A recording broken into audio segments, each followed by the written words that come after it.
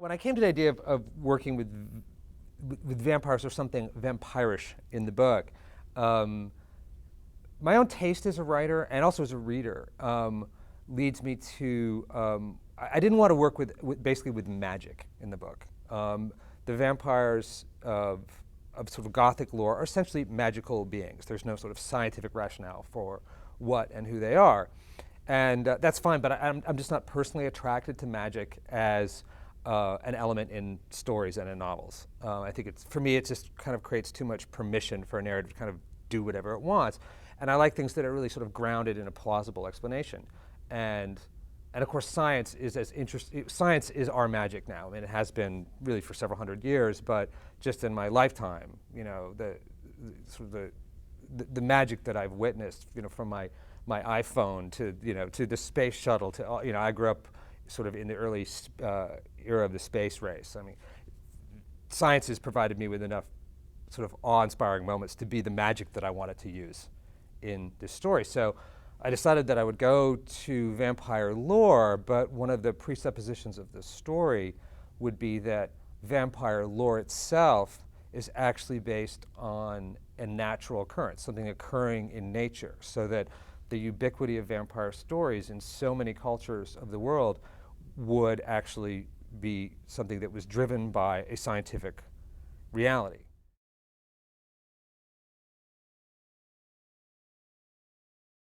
Obviously, the vampires of the passage are creatures who are empowered by essentially an overly active and reactivated thymus gland, which is very conveniently located right about here. You know, it's between the breastbone and the trachea. That is what is known to my characters as the sweet spot. That's the one place where you can kill them because essentially you are shooting them or stabbing them in the gland that is the source of their power. And when I found out about the thymus gland very early in the process of formulating the novel, I have a friend who is an oncologist, and he was telling me about a patient of his who had cancer of the thymus. And I was like, really, the thymus? What, like sweetbreads? Like, I knew what they were from a culinary point of view, but not from a biological one. And he explained it to me, and I said, where is this thing? He said, right here. And I thought, that is exactly what I need for my novel. Thank you very much, because it beautifully coincides with the lore. And I wanted the virals of my novel to be, in a sense, a kind of explanation for the lore. If something like this really existed in nature, over time the story might become, you have to stake them through the heart, right? As indeed my characters need to shoot them through the sweet spot.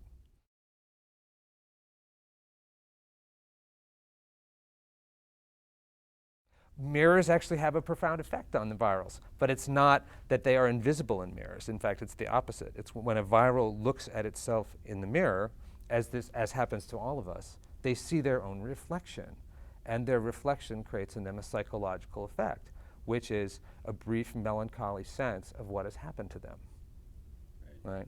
As happens to all of us as we get older.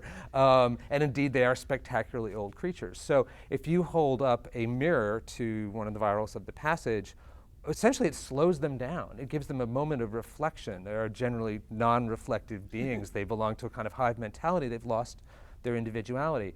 But at that moment, the part of them, the kernel of them that still possesses an original and private identity is briefly remembered. And they experience a profound melancholy at that moment. It's dramatized in one scene. It's actually kind of a big discovery in the book. It's something of a spoiler to say this, but there's a moment where a character accidentally discovers this and can use it as a weapon.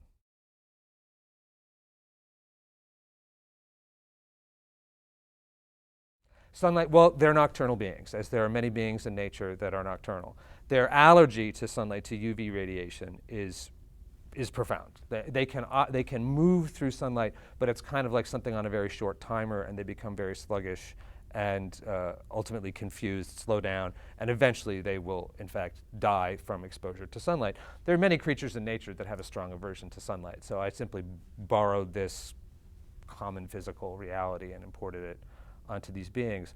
But of course, it's also something, the passage is at least partially a horror novel, and horror novels are all about the things in the dark. So it's just naturally made sense for them to be nocturnal beings.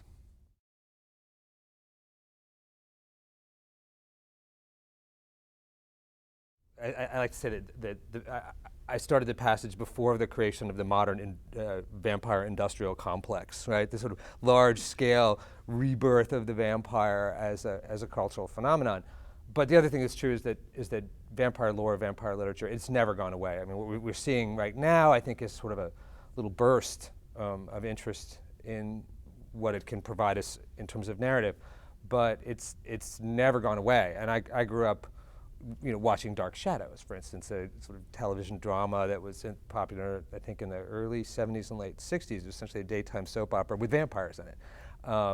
So I had absorbed plenty of vampire narrative, more through film than through novels, actually, growing up, and through comic books and through other sort of cultural information. So when I came to working on the passage and made the decision that I wanted to use essentially a kind of vampire as the horror element of the story, I was working essentially off of a much older table of information, sort of the common lore of vampires that I had experienced growing up.